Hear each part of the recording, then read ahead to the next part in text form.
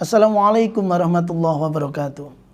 Alhamdulillahilladzi an'ama alaina bi ni'matil iman wal islam. Asyhadu an la ilaha illallah ala khairil anam ya nabiil ulumi wal hikam. Para pecinta Al-Qur'an yang dirahmati Allah, syukur alhamdulillah kita dapat bertemu kembali dalam kajian tentang ilmu tajwid. Mudah-mudahan kajian ini bisa memberi manfaat bagi para pecinta Al-Qur'an di mana berada. Salawat serta salam semoga tetap terlimpahkan kepada junjungan kita Nabi Agung Muhammad SAW, Nabi yang telah membimbing kita, telah mengarahkan kita agar kita bisa hidup berbahagia baik di dunia dan di akhirat. Para pecinta Al-Quran yang dirahmati Allah, pada kesempatan kali ini kami ingin membahas tentang pentingnya ilmu tajwid dalam membaca Al-Quran.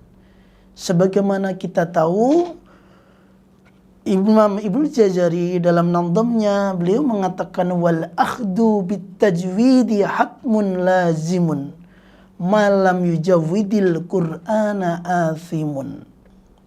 Yaitu bagi siapa yang ingin membaca Al-Quran maka harus bertajwid, dan barang siapa yang membaca Al-Quran tanpa tajwid dikhawatirkan akan jatuh pada kesalahan sehingga terjerumus dalam dosa.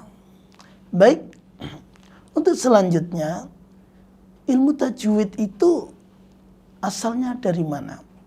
Sebagaimana kita tahu, ilmu tajwid itu ada dua, yaitu tajwid nazari, yang kedua tajwid amali. Tajwid nazari adalah ilmu tajwid secara teori yang umum telah dirumuskan oleh para ulama di dalam kitab-kitab tajwid sehingga kita bisa membacanya. Itu umumnya adalah disebut ilmu tajwid nadhari. Sedangkan ilmu tajwid amali adalah tajwid terapan, di mana tajwid terapan ini sudah ada sejak zaman baginda Nabi Muhammad SAW, di mana baginda Nabi Muhammad SAW ketika mengajarkan Al-Quran kepada para sahabat, beliau mengajarkan Al-Quran secara bertajwid. Kemudian para sahabat mengajarkan kepada para tabi'in juga dengan bertajwid. Para tabi'in mengajarkan kepada tabi'in juga bertajwid sampai kepada guru-guru kita, sampai kepada kita.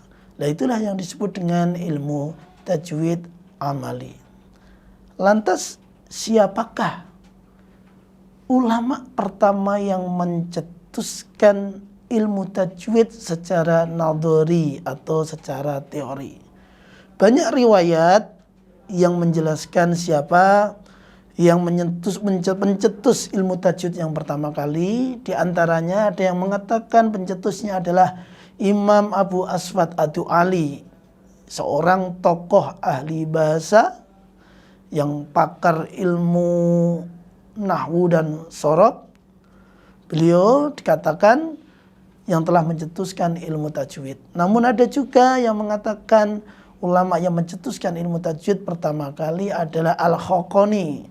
Ya, Imam Al-Khaqqani itu disebut sebagai ulama yang pertama kali pencetus ilmu tajwid secara teori. Jadi banyak pendapat, namun umumnya jumhur ulama menyatakan pencetus ilmu tajwid adalah Imam Al-Khaqqani. Pertanyaan berikutnya, bagaimana kita bisa menerapkan ilmu tajwid di dalam Al-Quran? Maka caranya yang pertama adalah harus berguru kepada guru yang ahli dan kompeten. Bahkan ada yang menambahkan yang mujiz, yang memiliki ijazah.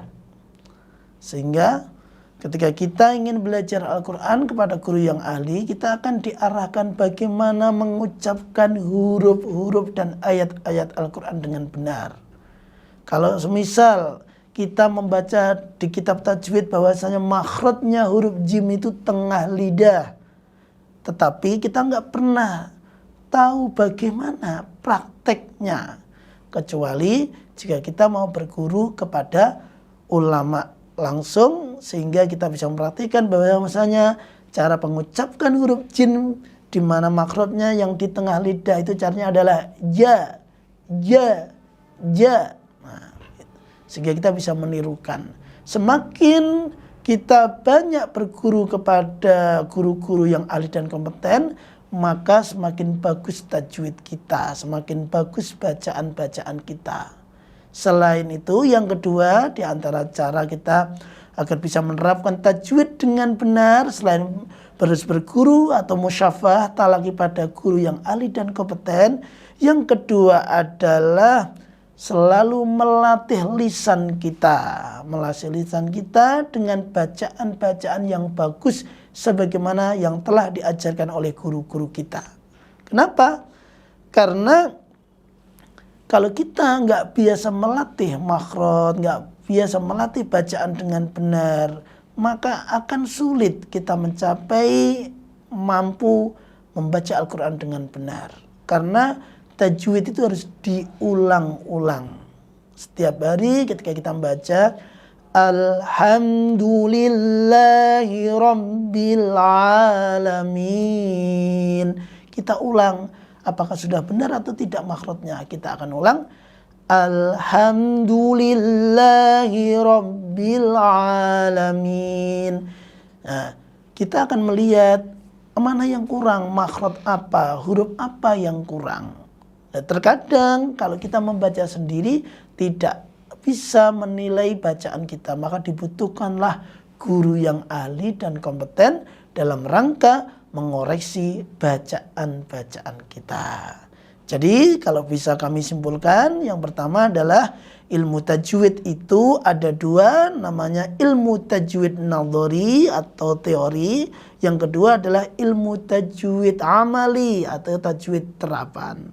Ilmu tajwid nadhari adalah tajwid secara teori yang umum ditulis oleh para ulama di kitab-kitab tajwid. Sedangkan ilmu tajwid amali telah diperhatikan oleh baginda Nabi Muhammad SAW yang mengajarkan sahabat tentang Al-Quran beserta tajwidnya.